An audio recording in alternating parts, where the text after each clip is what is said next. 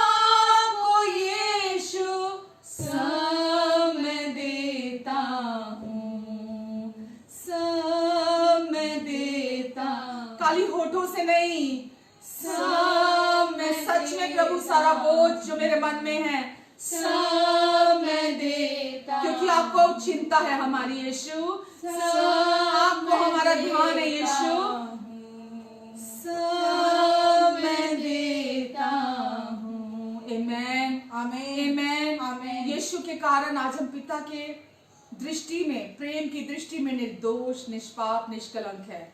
आज हम पिता की दृष्टि में एकदम, परमेश्वर का वचन कहता है अति सुंदर हूं, आप अति सुंदर हैं।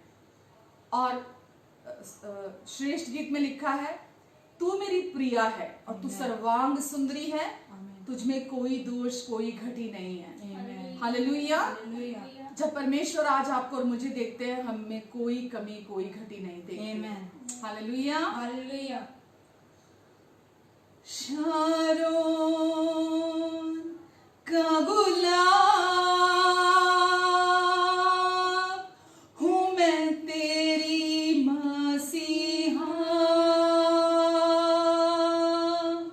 शारोन का गुलाब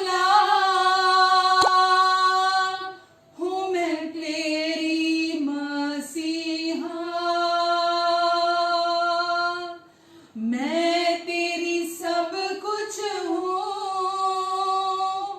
और तू मेरे लिए जी उठा। मैं तेरी सब कुछ हूँ और तू मेरे लिए जी उठा। फिर से गाएंगे, शारोन का गुलाब हूँ मैं तेरी मसीहा, शारोन का गुलाब हूँ मैं तेरी मसीहा, मैं तेरी सब कुछ हूँ और तू मेरे लिए जी उठा।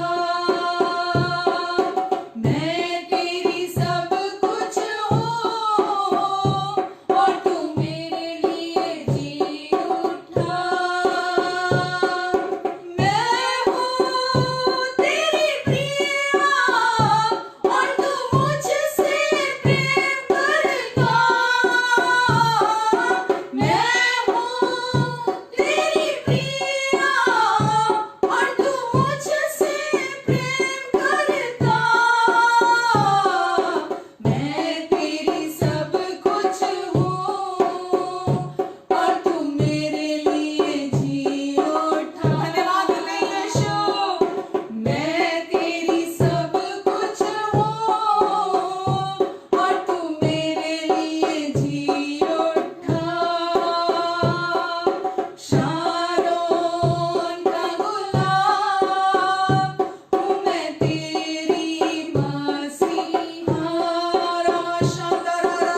शारोन का गुलाब हूँ मैं तेरी मसीहा, मैं तेरी सब कुछ हूँ और तू मेरे लिए जी उठा।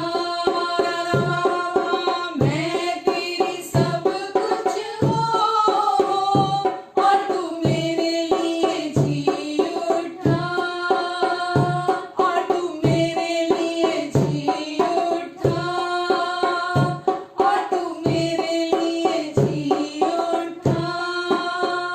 यीशु मेरे लिए जी उठा, यीशु मेरे लिए जी उठा, यीशु मेरे लिए जी उठा।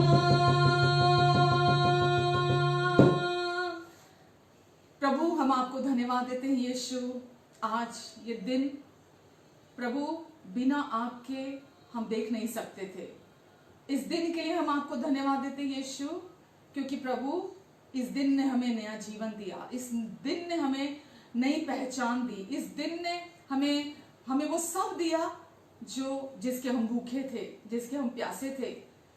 हमें हमेशा के लिए अपने साथ एक किया आपने, हम यीशु आपको धन्यवाद देते हैं। हम धन्यवाद देते हैं यीशु। और आज हमारे सारे ऑनलाइन दर्शकों और जो भी सुनने वाले हैं, हम उन सब के लिए आपको धन्यवाद देते हैं यीशु। आपने हमें ये जरिया दिया कि हम इस जरिए से एक दूसरे से मिल सके। हम फिजिकली नहीं भी मिल पा रहे, लेकिन हम इस मीडिया के जरिए हम एक दूसरे से मुलाकात कर सकते हैं। हम एक दूसरे के साथ आपका वचन बांट सकते हैं। हम धन्यवाद देते हैं यीशु आपको कि इस मीडिया के लिए भी प्रभु यीशु। और आज प्रभु, आज फिर आप हमसे बातें करने जा रहे हैं। और हम ये जानते हैं प्रभु कि आप हमें बहुत प्यार करते हैं, और इसीलिए आप हमें अपने स्वर्ग से ताज़ा रोटी खिलाते हैं। आप हमें अपनी ताज़ा रोटी खिलाते हैं ताकि हम इस संसार की ओर ना देखें, क्योंकि आपने कहा मनुष्य रोटी केवल रोटी से नहीं वरन परमेश्वर के मुख से निकले हुए हर वचन से जिंदा रहता है। आपकी राय और आपकी सोच जो हमारे प्रति है, हम उसके द्वारा जिंदा रहते हैं। और आज हम यहाँ हैं, आपकी जो हमारे प्रति विचार हैं, जो सोच है, जो राय है, और जो कुछ आपने हमें मसीह में बना दिया, हम उसे सुनने के लिए यहाँ हैं। और उसी के द्वारा हम इस धरती पर जिंदा रहते हैं, क्योंकि आपने कहा धर्मी जन विश्वास से जीवित रहेगा। आपकी कही हुई बातों को हम सुनते हैं, उन्हें ग्रहण करते हैं, विश्वास करते हैं, और वही चीजें हमें इस धरती पर जीवित रखती हैं और हम बहुतायत का जीवन जीते हैं। धन्यवाद देते प्रभु, धन्यवाद यीशु। सारी महिमा हम आपको देते हैं। हम ये आज विश्वास करते हैं, हमारी सोच और समझ से बढ़कर, मांगने और प्रार्थना से भी अधिक आप अपनी इच्छा, योजना, उद्देश्य को, अपनी प्रेम की योजना को हम में, हमसे, हमारे लिए, हमारे द्वारा, हमारे चारों ओर सिद्धता से पूरा करने जा रहे हैं। हम ये जानते हैं प्रभु, क्योंकि आप हमेशा अपने अनुग्रह और शांति को मल्टीप्लाई करने वाले प्रभु हैं। और आज हर सुनने और देखने वाले पर आपका अनुग्रह और शांति उनके जीवन में आप मल्टीप्लाई करने जा रहे हैं प्रभु यीशु के नाम से। Amen, amen, amen. Hallelujah, hallelujah. आप सभी का मैं स्वागत करती हूँ प्रभु यीशु के नाम से। आज प्रभु ने फिर से हमें आज ये समय दिया, ये मौका दिया कि हम फिर से आज इकट्ठा हों और हम फिर से अपने प्यारे प्रभु की स्तुति आराधना करें, क्योंकि वो हमारे सारे आदर के योग्य हैं। आमेन, आमेन। और आज मैं चाहूँगी जब आप हमें ऑनलाइन इस समय देख रहे हैं, तो आप हमारी इस वीडियो को शेयर करते रहें साथ के साथ, ताकि और लोग, और जो लोग भी हैं, आपके फ्रेंड्स, आपकी फैमिली जो आपके आईडी में हैं, वो भी परमेश्वर के इस अनुग्रह के सुसमाचार को, उनके वचन की सच्चाई को आपके साथ सुन सकें। तो मैं चाहूँगी कि आप इस वीडियो को उनके साथ भी शेयर करें, और ज़्यादा से ज़्यादा लोगों तक अगर आप शेयर करते हैं, तो ज़्यादा से ज़्यादा लोगों तक परमेश्वर का ये सुसमाचार हम पहुँचा सकते हैं। तो यहाँ हम यीशु को मशहूर करने के लिए हैं, किसी इंसान को मशहूर करने के लिए यहाँ नहीं है। तो फेसबुक भी वो मीडिया है जिसके द्वारा हम अपने यीशु को मशहूर करते हैं, क्योंकि यीशु उस सारे आदर के, महिमा के योग्य है जो परमेश्वर ने हम तक पहुंचाया अपना सुसमाचार। तो मैं आशा करती हूँ आपने उसे शेयर कर लिया होगा। और आज जो आपके साथ मैं वचन शेयर करने जा रही हूँ, बिकॉज आज हम जानते हैं कि आज पुनरुत्थान का दिन है, रेजरेक्शन डे है। यीशु आज के दिन क्रूस पर शुक्रवार को गए थे, और रविवार के दिन यीशु 3 दिन बाद मुर्दों में से जी उठे थे। और क्रिसमस हम मनाते हैं, क्रिसमस जब यीशु का जन्म हुआ था, लेकिन जब हम ये ईस्टर भी कहा जाता है, लोग इसको ईस्टर कहते हैं, लेकिन हम ईस्टर की जगह इसको रेजरेक्शन संडे कहना ज़्यादा सही शब्द है। हम कहते हैं क्योंकि इस दिन यीशु तीसरे दिन मुर्दों में से जी उठे थे। और आज हम उसी के विषय में बात करने के लिए यहाँ हैं। हम उसी के ही बारे में बात करेंगे आज यहाँ, क्योंकि सब कुछ यीशु से है, यीशु के लिए है, यीशु के द्वारा है, हम यीशु को अर्पित करते हैं। तो हमारे जीवन का केंद्र, हमारे मिनिस्ट्री का केंद्र, हमारे हर चीज़ का केंद्र जो है वो यीशु है। क्योंकि परमेश्वर ने हमें वचन में लिखा है कि यीशु वो कॉर्नर स्टोन है, यीशु वो कोने के सिरे का पत्थर है जो हमारी आधारशिला है, जिसके ऊपर हमारा जीवन टिका हुआ है। और इसीलिए हम जब भी बात करते हैं हम यीशु के विषय बात करते हैं, क्योंकि यीशु के द्वारा ही हम अनंत जीवन की बातें हम तक पहुंची। परमेश्वर ने हमें अपने अपने गूढ़े भेदों को यीशु के द्वारा हम तक पहुंचाया। और जब तक यीशु का क्रूस पर जाना नहीं होता और जब तक यीशु मुर्दों में से जी नहीं उठते, हम इस परमेश्वर के गूढ़े भेद को समझ नहीं सकते थे। हम परमेश्वर के गूढ़े भेदों को इस क्रूस के द्वारा और यीशु के मारे जाने, गाड़े जाने और जी उठने के द्वारा ही हम जान पाए हैं। तो इसीलिए आज हम जब परमेश्वर का वचन आज हम देखने जा रहे हैं, सीखने जा रहे हैं, तो हम ये जानते हैं कि परमेश्वर की आपके लिए और मेरे लिए, हम सब के लिए एक प्रेम की योजना है। और परमेश्वर चाहते हैं हम उस प्रेम की योजना जो कि हमारे जीवन में सफलता की है, उनकी योजना, हमारे जीवन में चंगाई की योजना है, हमारे जीवन में वो चाहते हैं हम हर क्षेत्र में उन्नति करें। तो ये परमेश्वर के हम चंगे रहें और अच्छी सेहत भी जिएं। तो ये सब परमेश्वर की प्रेम की योजना के तहत है। और आज हम जब इस वचन में से देखेंगे तो हम देखेंगे कि यीशु ही है। इसीलिए हम यीशु की बात करते हैं, बिकॉज परमेश्वर ने कहा वो कोने के सिरे का पत्थर है। किसी भी बिल्डिंग में बनाने से पहले नींव में वो कोने का पत्थर रखा जाता है, कोने के सिरे पर वो कॉर्नर स्टोन रखा जाता है जिसके ऊपर बिल्डिंग खड़ी की जाती है। तो हमारा आधार प्रभु यीशु मसीह हैं। और आज हम प्रभु यीशु मसीह के बारे तो जब नींव बनती है वो सबसे कठिन चीज होती है जब नींव तैयार होती है। तो इसीलिए जब हम यीशु के बारे में सुनते हैं, विश्वास करते हैं, जानते हैं, तो मजबूत होती है, उसके बाद ही हमारा जीवन उसके ऊपर मजबूती से खड़ा होता है। तो इसीलिए हमें परमेश्वर के वचन से संपूर्ण सत्य मालूम होना चाहिए कि परमेश्वर का वचन जो है वो इसके विषय में क्या कहता है। तो सबसे पहले तो मैं यीशु की कहा अपने चेलों से कि जब वो मुर्दों में से जी उठे, उन्होंने कहा कि सारे जगत में जाओ, अपने चेलों से कहा, और जाकर मेरे सुसमाचार का प्रचार करो, सारे जगत अर्थात इस जगत के कोने कोने में जाओ और मेरे सुसमाचार का प्रचार करो लोगों के पास जाके। तो वचन उसमें रोमियो 1 में कि सुसमाचार, यीशु ने भी कहा इस जगत के कोने कोने तक जाओ। यीशु ने कमांड किया, ये आज्ञा दी कि सारे जगत में जाओ और मेरे सुसमाचार का। रोमियो 1 में भी लिखा है, 1 के आई गेस 17 में लिखा है कि में ही यीशु ने क्यों कहा सुसमाचार में ही परमेश्वर की सामर्थ, उद्धार के निमित्त परमेश्वर की सामर्थ है, क्योंकि सुसमाचार में ही किसी के नीचे मनुष्यों के बीच में एक ही नाम से उद्धार है पापों से। और परमेश्वर के जो परमेश्वर का जो सुसमाचार है उसी के द्वारा ही कोई किसी भी व्यक्ति का उद्धार होता है। तो सुसमाचार में ही परमेश्वर व्यक्ति का उद्धार कराने के लिए, और क्योंकि वचन में लिखा है क्योंकि उसमें परमेश्वर की धार्मिकता, क्योंकि सुसमाचार में परमेश्वर की धार्मिकता विश्वास के लिए प्रकट होती है। तो इसीलिए आज हम बात कर रहे हैं, जब हम सुसमाचार की बात कर रहे हैं कि यीशु ने हमें अपना सुसमाचार प्रचार करने के लिए कहा, तो पर हमें पता होना चाहिए कि सुसमाचार क्या है। तो गलातियों 1 में लिखा है कि मसीह का अनुग्रह का सुसमाचार ही, गलातियों 1 में अगर आप देखेंगे तो वहां लिखा है मसीह का अनुग्रह का जो सुसमाचार है, मसीह का सुसमाचार, अनुग्रह का सुसमाचार ही सच्चा सुसमाचार है। तो आज हम यहाँ हैं ताकि हम प्रभु के सुसमाचार को बांटे, और प्रभु ने ये हिदायत दी कि मैंने ये सुसमाचार तुम्हें दिया। गलातियों 5:1 में भी लिखा है, मैंने ये सुसमाचार तुम्हें दिया ताकि तुम आजाद हो जाओ और उस आजादी में स्थिर बने रहो। प्रभु ने इसलिए हमें अपना सुसमाचार दिया।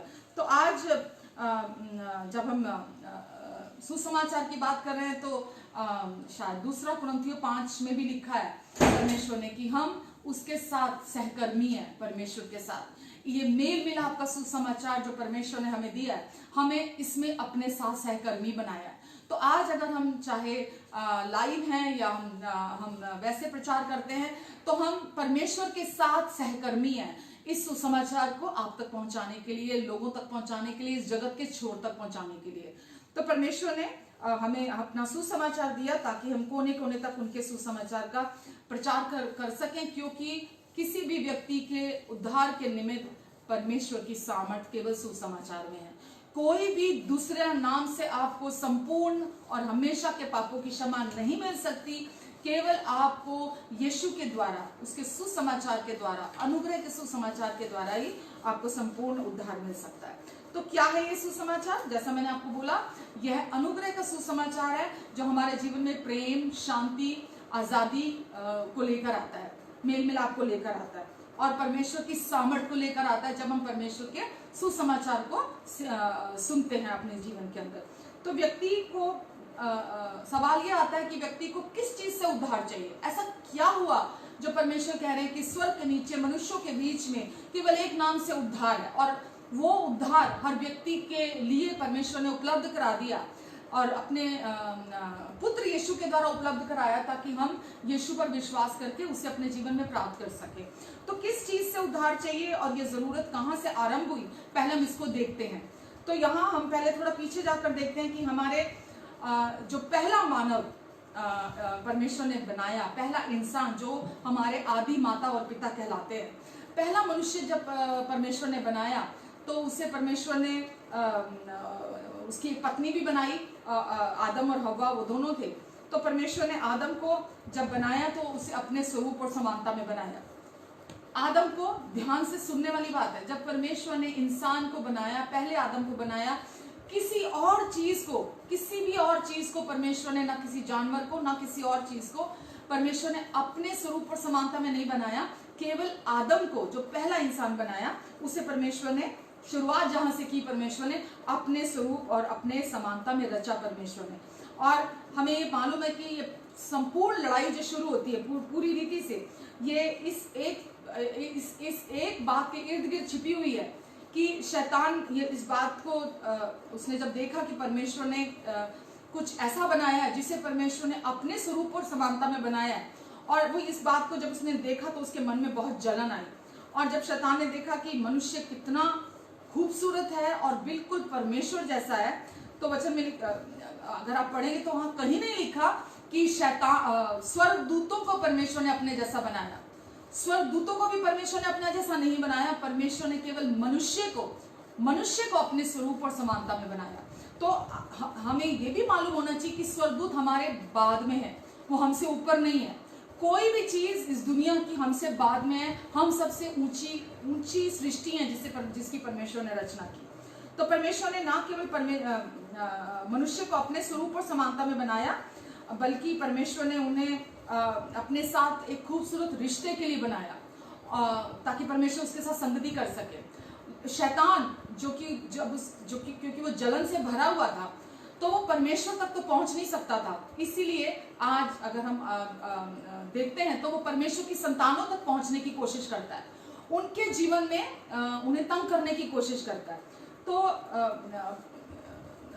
जो वास्तविक परमेश्वर की मंशा और परमेश्वर का जो उनकी इच्छा है, हम उसी ये जानते हैं कि परमेश्वर ने जब मनुष्य को बनाया था तो परमेश्वर ने मनुष्य को ना तो मरने के लिए बनाया था और ना परमेश्वर ने उसे किसी बुरे मंशा के साथ बनाया था। तो परमेश्वर ने जब उसे बनाया तो अपने से कभी भी अलग ना होने के लिए बनाया था। परमेश्वर चाहते थे मनुष्य हमेशा मेरे साथ रहे, मेरी उपस्थिति में रहे और मेरे साथ संगति करे।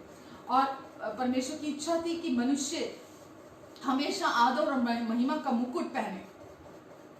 पिता, हमारे परमेश्वर की इच्छा थी कि मनुष्य हर समय अपने मनुष्य के सिर पर आदर, वो पिता का गौरव था कि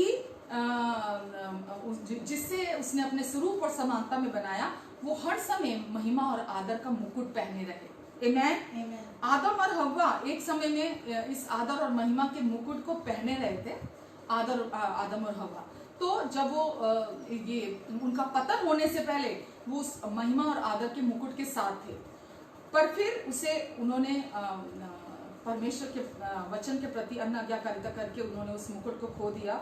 और सबसे आज तक के धोखों में से सबसे बड़ा धोखा जो पहले आदम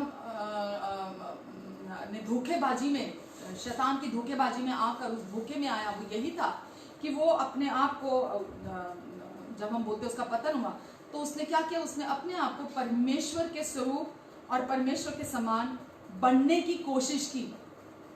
आदम ने, जबकि परमेश्वर ने उससे पहले अपने जैसा बनाया था, लेकिन उसने क्या किया, शैतान के बहकावे में आकर, उसके धोखेबाजी में आकर उसने कोशिश की कि वो परमेश्वर जैसा बन जाए, क्योंकि परमेश्वर ने उन्हें मना किया था और परमेश्वर ने उन्हें जिस अदन की वाटिका में रखा था, सबसे पहले सब खूबसूरत चीजें, फल उनके लिए सब कुछ परमेश्वर ने बहुत खूबसूरत और अच्छा बनाया था।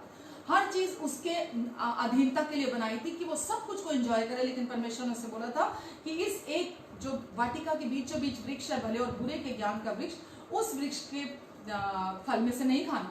तो परमेश्वर ने उसे केवल एक ही हिदायत दी थी, बाकी सब कुछ उसके कंट्रोल में कर दिया था। लेकिन उसने, आदम ने और पहले हव्वा ने खाया, उस बहकावे में आकर, धोखे में आकर, क्योंकि उसने परमेश्वर के तुल्य, परमेश्वर के समान बनने की कोशिश की, जबकि वो पहले से ही वो इस सच को भूल गई और उसने कोशिश की परमेश्वर के तुल्य बनने की, परमेश्वर के समान बनने की, और खुद पर निर्भर होकर जीने की कोशिश की उसने, कि परमेश्वर के चलाए से नहीं बल्कि अपने चलाए से चलने के। इसीलिए उसने वो फल में से खाया जिसे परमेश्वर ने मना किया था। अब क्योंकि जैसे ही उन्होंने वो फल खाया, उसके पहले उनके अंदर वो कॉन्शियस नहीं थे, वो केवल परमेश्वर की महिमा और आदर के मुकुट के द्वारा ही जी रहे थे। लेकिन जैसे ही उस वृक्ष के फल में से उन्होंने खाया, तो उनके अंदर पाप के प्रति जागरूकता आ गई, पाप के प्रति वो जागरूक हो गए, और जब पाप के प्रति वो जागरूक हुए तो उनके अंदर दोष भावना आ गई। तो वो पहले पाप के प्रति जागरूक हुए, फिर उनके अंदर दोष आया, और दोष आने के बाद शर्मिंदगी और दोष दोनों इकट्ठे हैं। दोष और शर्मिंदगी आने के बाद उनके वो स्वधार्मिकता की तरफ चले गए, अपनी कोशिशें करने की तरफ चले गए। क्योंकि मेरे पास बहुत समय नहीं है, इसके इस विषय पर बहुत लंबी बात हो सकती है, लेकिन क्योंकि बहुत सारी चीज़ें मेरे दिल में हैं और मैं बहुत सारी चीज़ें आपके साथ शेयर करना चाहती हूँ, इसलिए मैं बहुत डिटेल में नहीं जा पाऊंगी अभी। तो परमेश्वर ने कभी नहीं चाहा था, लेकिन वो क्योंकि अनाज्ञाकारिता की वजह से वो पाप का विवेक और दोषी विवेक और फिर स्वधार्मिकता, अपनी कोशिश, वो उसमें चले गए। परमेश्वर ने अदन की वाटिका में वृक्ष इसलिए नहीं लगाया था क्योंकि परमेश्वर किसी रीति से उन्हें दंडित करना चाहते थे, उन्हें सजा देना चाहते थे या उनके अगेंस्ट जाना चाहते थे। परमेश्वर ने वो वृक्ष लगाया था, और परमेश्वर उस वृक्ष को लगाने के द्वारा एक सिद्धांत वहां पे इस्टेब्लिश करना चाहते थे, स्थिर करना चाहते थे कि मनुष्य, क्योंकि परमेश्वर ने जब इंसान को बनाया तो स्वतंत्र इच्छा के साथ बनाया, तो परमेश्वर चाहते थे मनुष्य उस स्वतंत्र इच्छा का इस्तेमाल करते हुए परमेश्वर को प्यार करना स्वीकार करे या तिरस्कार करे उनके प्यार का। तो ये मकसद था परमेश्वर का उस वृक्ष को वहां लगाने के लिए, कि मनुष्य अपनी मर्जी से या तो परमेश्वर के प्रेम को स्वीकार करे या उनके प्रेम का अस्वीकार करे। और यह भी परमेश्वर ने वहां दिखाया अदन की वाटिका में कि जो धार्मिकता, जो परमेश्वर के साथ हमें रिश्ता बनाने के लिए चाहिए, वो परमेश्वर की अपनी धार्मिकता है वहां पर। और परमेश्वर कभी भी हमारी धार्मिकता, जो हमारी स्वधार्मिकता है, उसके द्वारा हम परमेश्वर के साथ रिश्ता नहीं बना सकते। केवल परमेश्वर की धार्मिकता के द्वारा ही हम परमेश्वर के साथ रिश्ता बना सकते हैं। तो जब हम अपना विश्वास यीशु पर लेकर आते हैं, तो परमेश्वर हमारे भीतर अपनी उस पुनरुत्थान की सामर्थ को देते हैं, जिसने यीशु को मुर्दों में से जिलाया।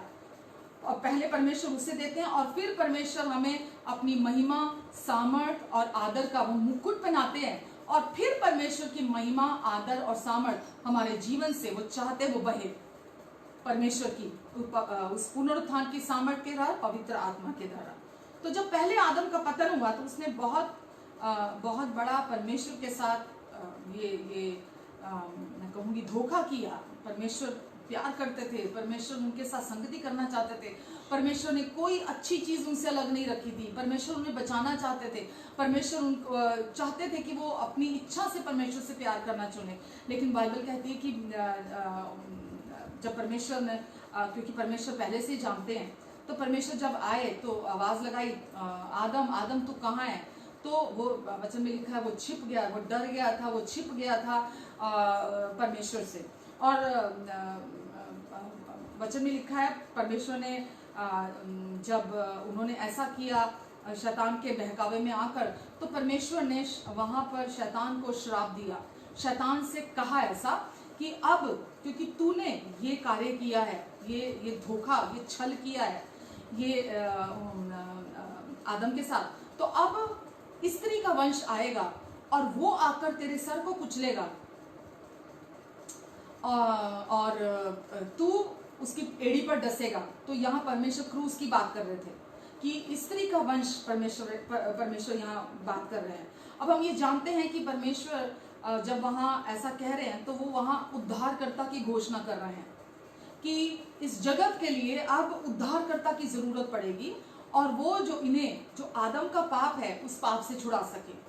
तो परमेश्वर ने वहाँ ये घोषणा की। और क्योंकि हम ये जानते हैं कि वंश पुरुष से चलता है, वंश पुरुष के बीज से चलता है, स्त्री केवल अंडकोश देती है, एग देती है, लेकिन जो वंश चलता है वो पुरुष के द्वारा चलता है।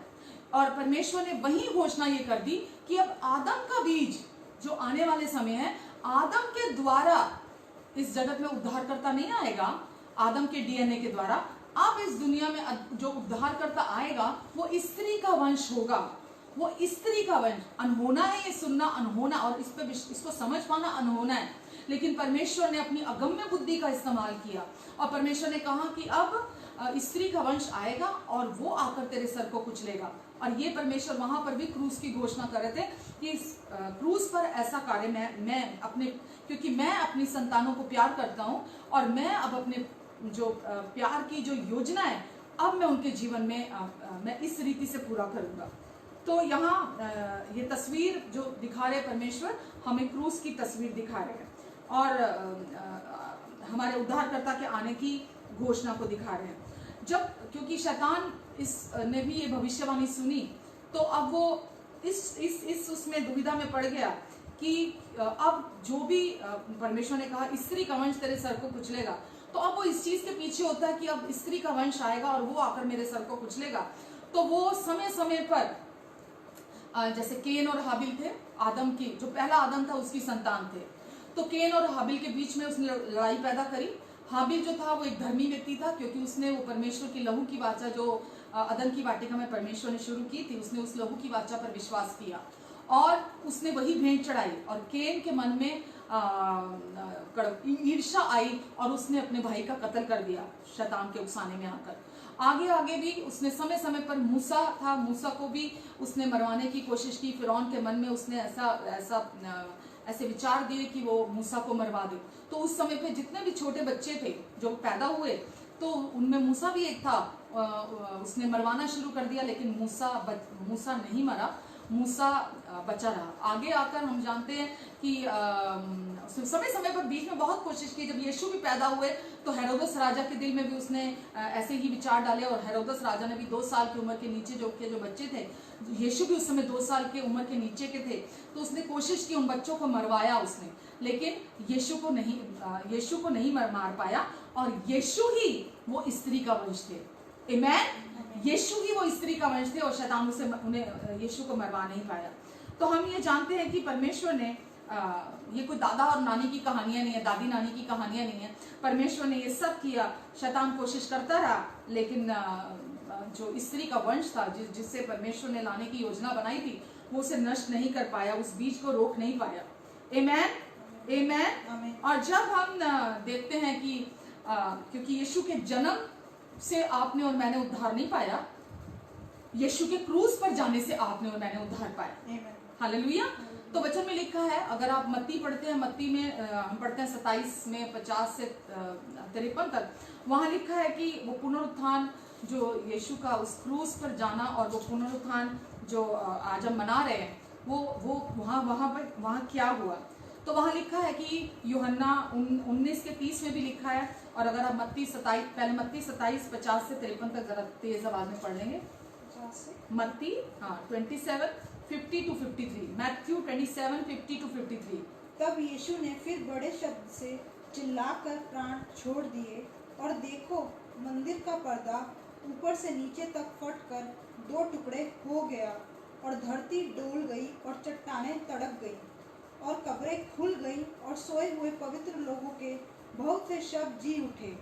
और उसके जी उठने के बाद वे कब्रों में से निकलकर पवित्र नगर में गए और बहुतों को दिखाई दिए।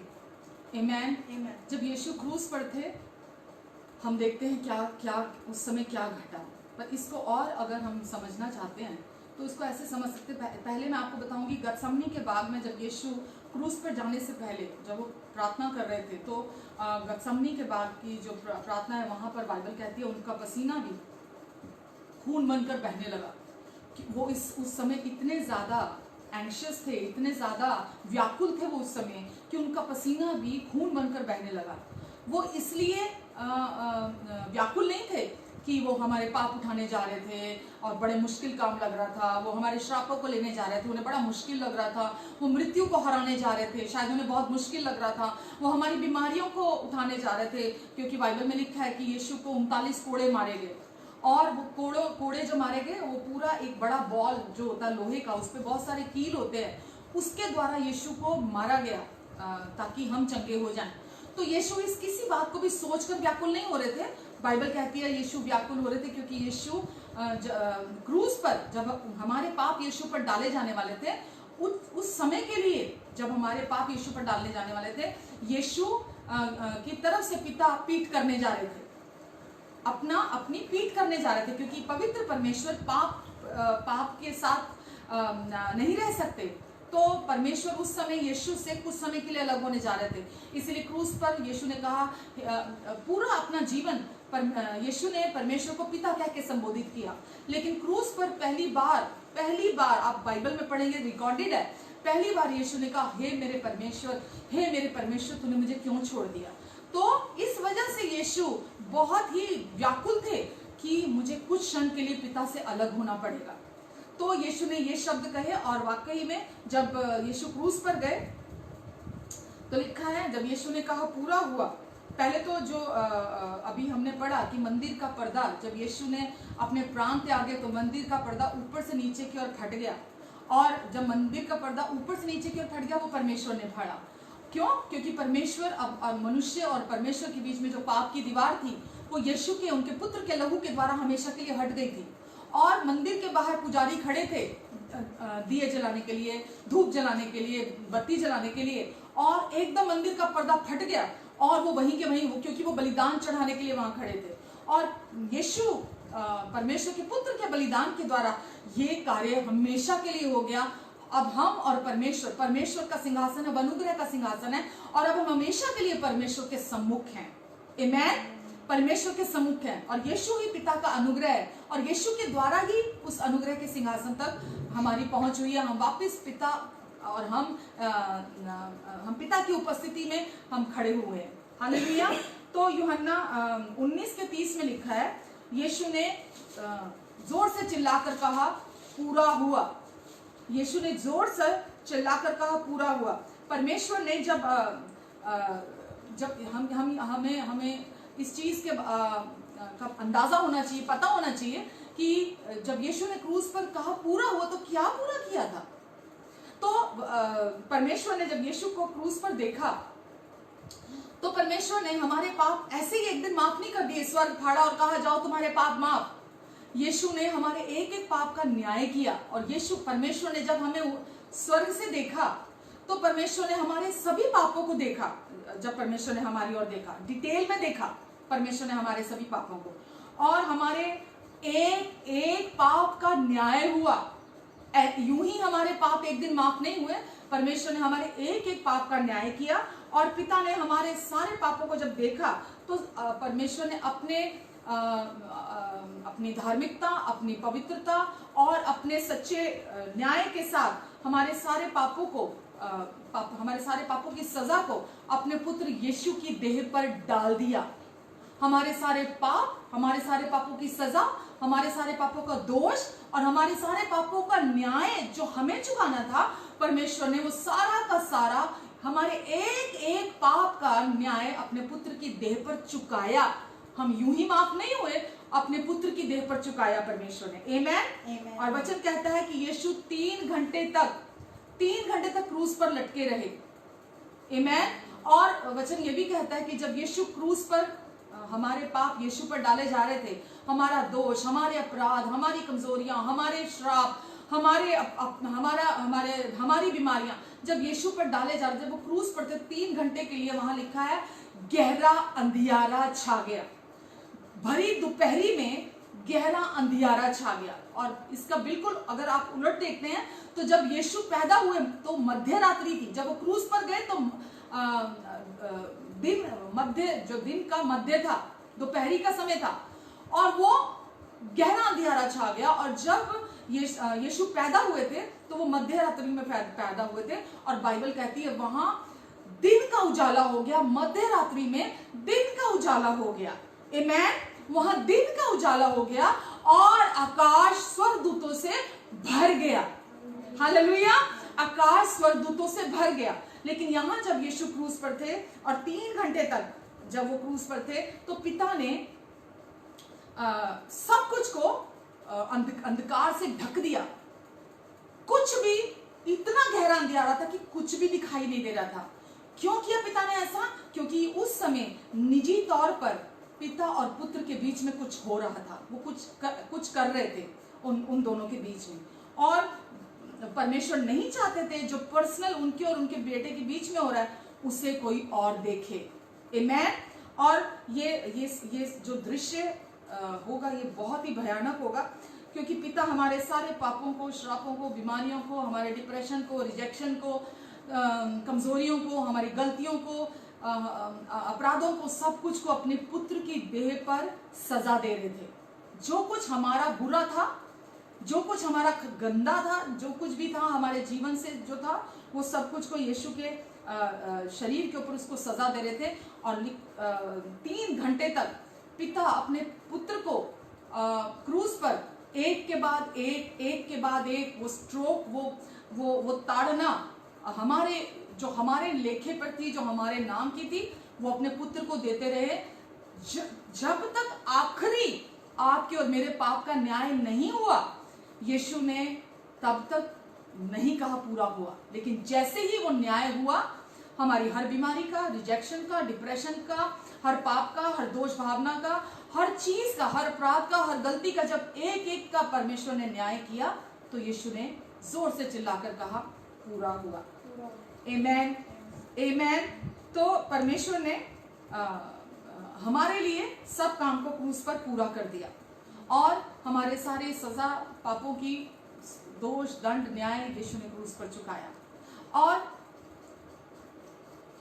अगर आप इतिहास देखेंगे तो कोई भी इतिहास में कोई ये क्लेम नहीं कर सकता कि कोई मरकर जी उठा है, क्योंकि जितने भी आप दूसरे लोगों को देखते हैं, आप अगर उनकी कब्र पर जाकर देखते हैं, हर एक की कब्र में आपको उनकी बॉडी मिलेगी।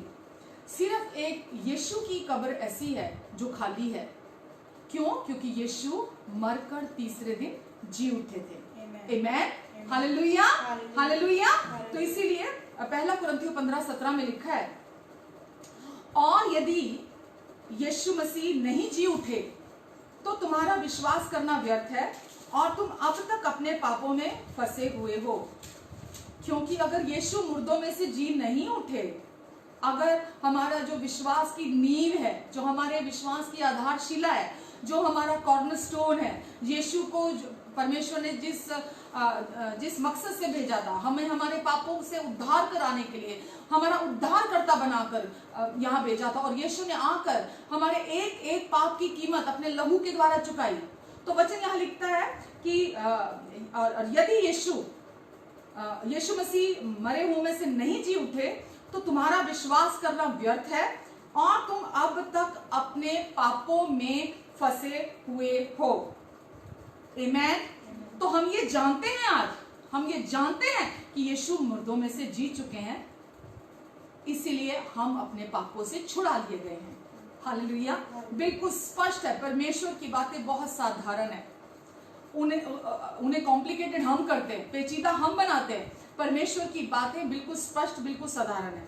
तो परमेश्वर ने हमें पापों से छुड़ाया क्योंकि यीशु मुर्दों में से जी उठे, इसीलिए हमारे पास ये इसकी गारंटी है।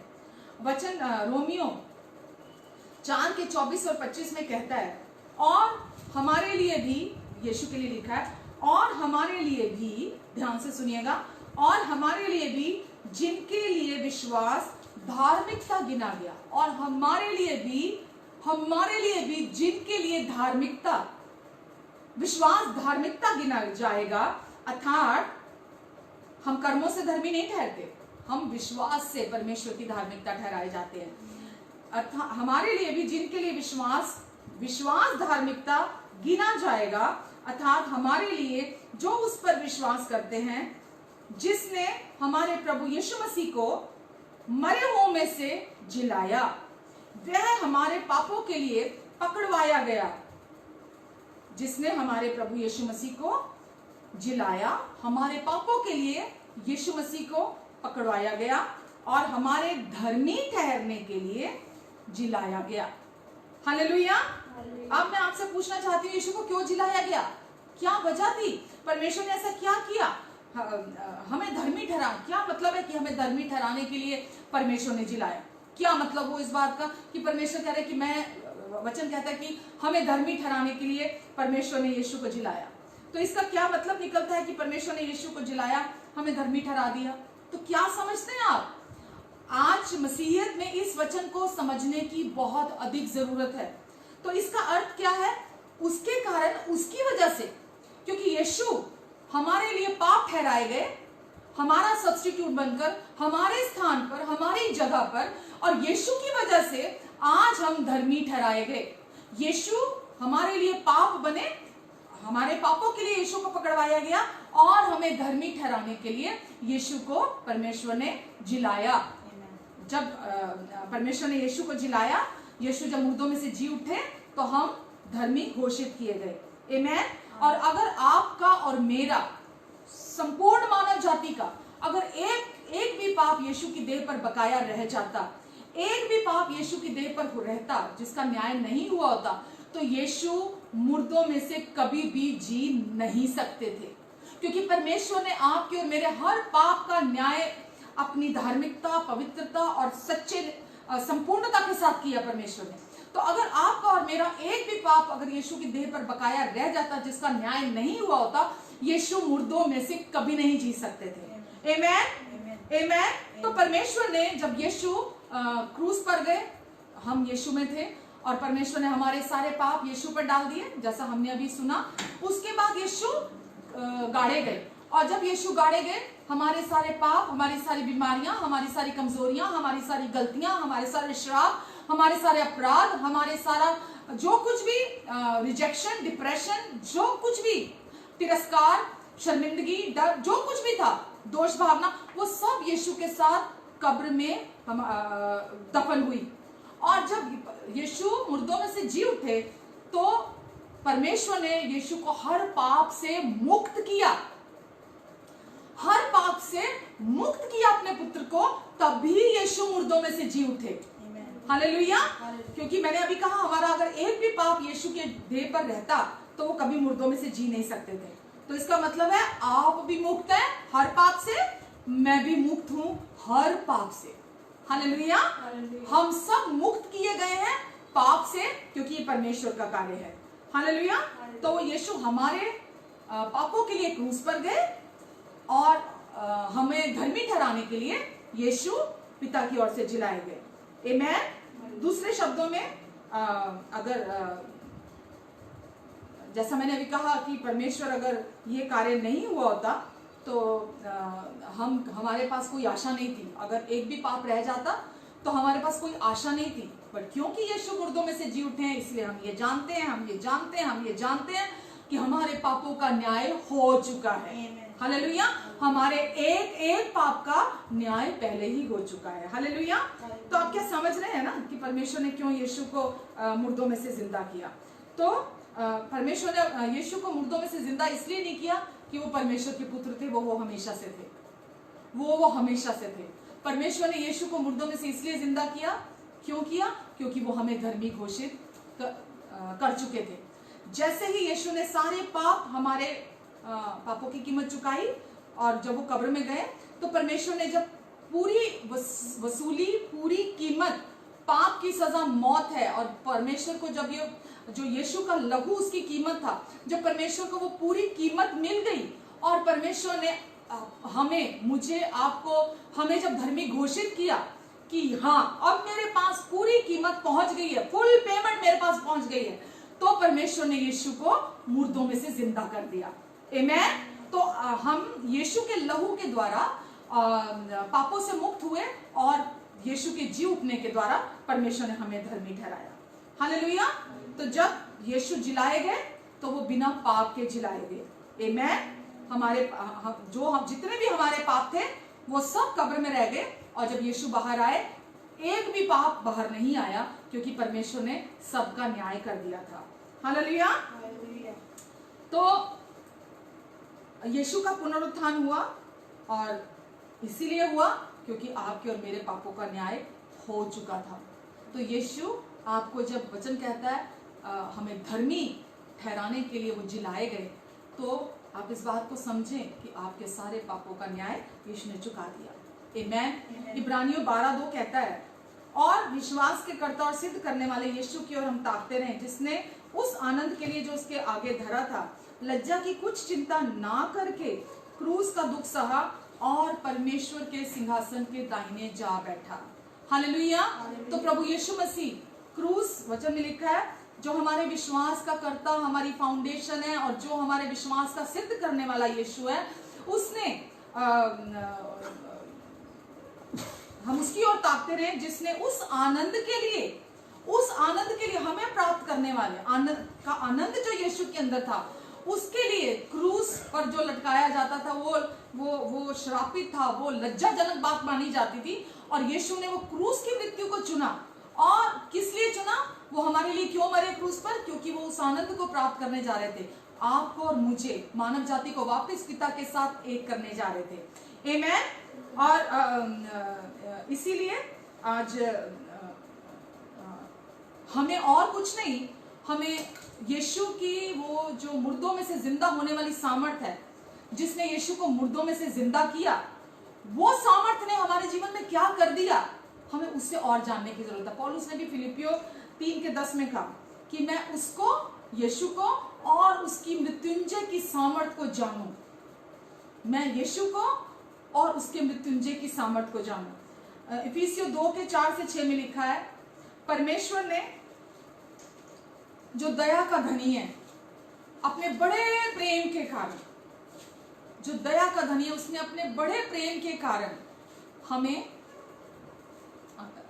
इफिसियों 2:4-6, परंतु परमेश्वर ने जो दया का धनी है, अपने उस बड़े प्रेम के कारण, जिससे उसने हमसे प्रेम किया, जब हम अपराधों के कारण मरे हुए थे, तो हमें मसीह के साथ जिलाया। अनुग्रह ही से तुम्हारा उद्धार हुआ है। आमेन। जब परमेश्वर जो दया के धनी है, परमेश्वर जो हमसे अपने पूरे मन, शक्ति, हृदय, आत्मा, प्राण, अपनी पूरी सामर्थ के साथ हमें जो प्यार करते हैं, जो दया के धनी है, परमेश्वर ने हमें मसीह के साथ हमें जिलाया। जब यीशु मुर्दों में से जी उठे, परमेश्वर ने मसीह में हमें रखा, और ये अलौकिक कार्य जो परमेश्वर का था, वो परमेश्वर ने ठहराया पूरी मानव जाति के लिए। और जब यीशु क्रूस पर गए, हम यीशु के साथ थे। जब यीशु गाड़े गए, हम यीशु के साथ थे। जब यीशु जी उठे, तो हम भी जी उठे, क्योंकि परमेश्वर जो दया के धनी है, उन्होंने अपने बड़े प्रेम के द्वारा इस कार्य को पूरा किया, और हमें अपने प्रेम के कारण परमेश्वर ने मुर्दों में से जिलाया। अपने प्रेम के कारण, हम परमेश्वर के प्रेम के कारण हम मुर्दों में से जी उठे हैं। हालेलुया।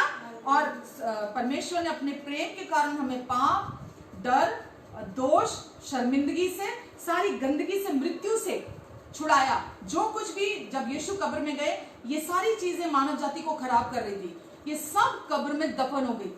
पाप, डर, शर्मिंदगी और रिजेक्शन, डिप्रेशन, बीमारियां, जो कुछ भी था, मृत्यु, मृत्यु भी पीछे रह गई, मृत्यु भी हम यीशु के साथ जिलाए गए और स्वर्गीय स्थानों में यीशु के साथ बिठाए गए। और ये हमारे कर्मों से नहीं हुआ, वचन कहता है ये परमेश्वर के अनुग्रह से हुआ। हालेलुया। ताकि आने वाले समयों में परमेश्वर हमें अपने अनुग्रह का असीम धन और दिखाए। हालेलुया कि उन्होंने क्या अपने अनुग्रह से किया है।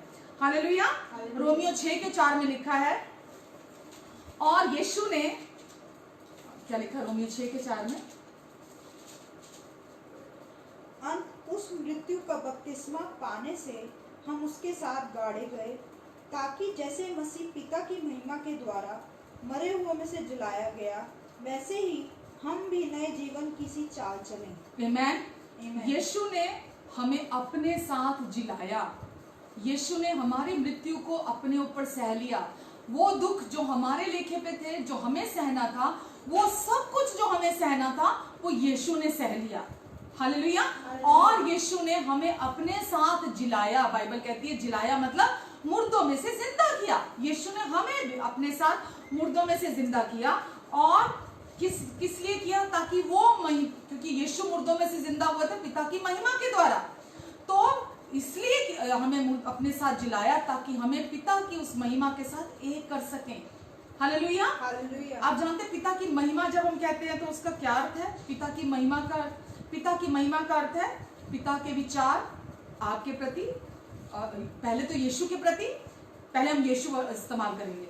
पिता के विचार यीशु के प्रति, पिता की सोच यीशु के प्रति, पिता की राय यीशु के प्रति, पिता का प्रेम यीशु के प्रति, जो कुछ भी था वो पिता की महिमा जो यीशु के ऊपर थी, वो सब के साथ हमें अपने साथ एक करें। नया नाम, नई पहचान परमेश्वर हमें देना चाहते थे। तो वचन में लिखा, अगर आप यूहन्ना 17 पढ़ेंगे, बहुत पसंदीदा आयतें हैं मेरी ये जो मैं पढ़ रही हूँ।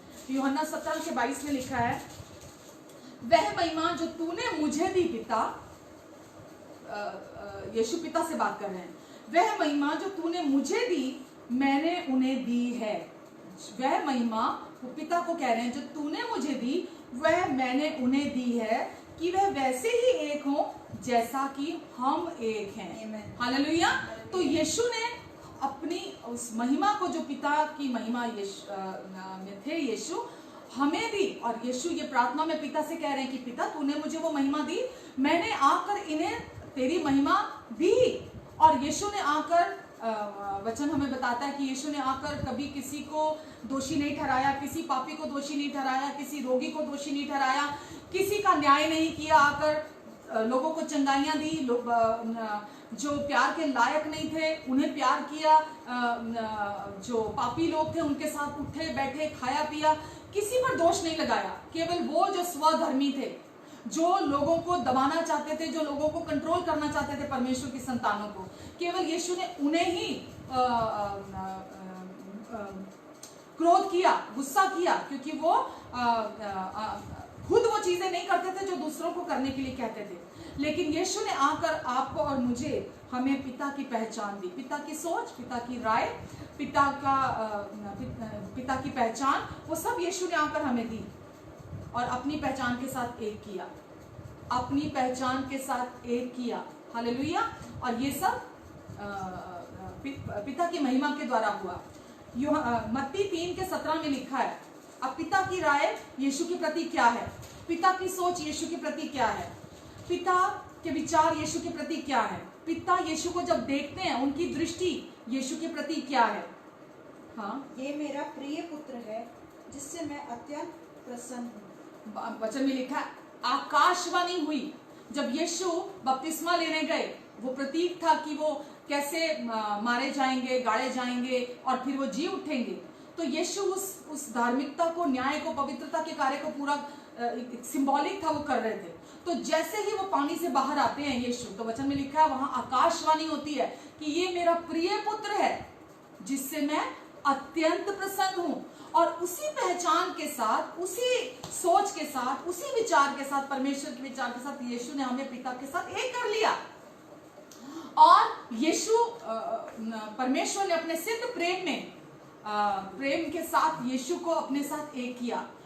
पिता और पुत्र सिद्ध प्रेम है और परमेश्वर ने अपने उस सिद्ध प्रेम के साथ हमें भी हमेशा के लिए एक कर दिया। अब आप और मैं, हम हमेशा के लिए पिता के साथ, यीशु के साथ एक हैं। हालेलुया, हम एक हैं। और परमेश्वर हमें अब जब देखते हैं, अब वो तो हमें यीशु के जैसा यीशु को देखते हैं वैसा ही हमें देखते हैं, पर हम भी अपने आप को वैसा देखें जैसा परमेश्वर की दृष्टि है, जो परमेश्वर की सोच है, जो परमेश्वर के विचार है, जो परमेश्वर की राय हमारे प्रति है। इसे ही कहते हैं विश्वास में चलना। और जब आप विश्वास करते हैं तो यही पुनरुत्थान की सामर्थ जो आपके अंदर पवित्र आत्मा के द्वारा परमेश्वर ने दी है, वो पुनरुत्थान की सामर्थ आपके जीवन से बहती है। हालेलुया। और वही आपको सामर्थ्य देती है जब आप विश्वास करते हैं, सही विश्वास करते हैं। हालेलुया। इसीलिए गलातियों 2:20 में लिखा है, मैं मसीह के साथ क्रूस पर चढ़ाया गया हूँ, मैं मसीह के साथ क्रूस पर चढ़ाया गया हूँ। अब मैं जीवित नहीं रहा, पर मसीह मुझ में जीवित है। और मैं शरीर में अब जो जीवित हूँ तो केवल उस विश्वास से, केवल उस विश्वास से जीवित हूँ जो परमेश्वर के पुत्र पर है, जिसने मुझसे प्रेम किया। हालेलुया। परमेश्वर के पुत्र से है जिसने मुझसे प्रेम किया और मेरे लिए अपने आप को दे दिया। Hallelujah, hallelujah. तो परमेश्वर ने वचन में जैसा हमने पढ़ा, हम केवल उस विश्वास से जीवित हैं जिस प्रेम से परमेश्वर ने आपको और मुझे प्रेम किया और हमें अपनी महिमा में शामिल कर लिया, हमें एक किया और पिता की राय, पिता की सोच, पिता के विचार जो यीशु के लिए सेम आज आपके और मेरे लिए हैं, वो जब आपको देखते हैं तो आप पर दोष नहीं लगाते, क्योंकि उन्होंने आपको अपनी धार्मिकता दी है। जब यीशु जी उठे तो जैसा हमने अभी बोला, तो हमें धर्मी ठहराने के लिए जी उठे, वो धार्मिकता गिफ्ट है और हम विश्वास से धर्मी ठहराए जाते हैं। जब हम उस विश्वास की धार्मिकता को अपने हृदय में लेते हैं तो परमेश्वर हमें उस धार्मिकता की पहचान के द्वारा हमसे बात करते हैं। Hallelujah, hallelujah.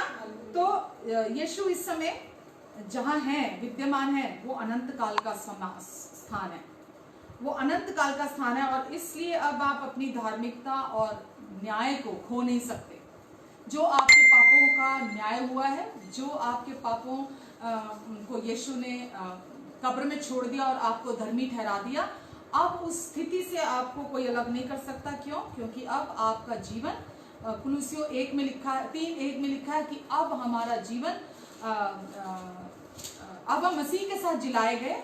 और आगे आयतों में लिखा है, और अब मसीह जहां विद्यमान है, हम अपनी आंखें वहां लगाकर देखें, क्योंकि अब हमारा जीवन मसीह में है, मसीह में छिपा हुआ है।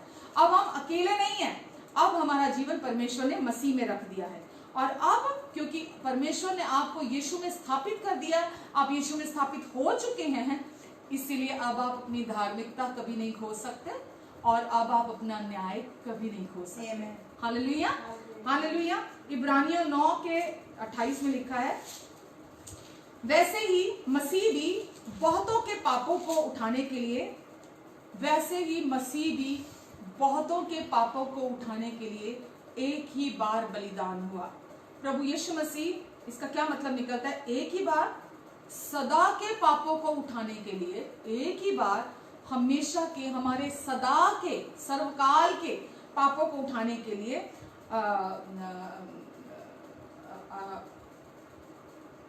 एक ही बार बलिदान हुए, एक ही बार बलिदान हुए। और आगे क्या लिखा है?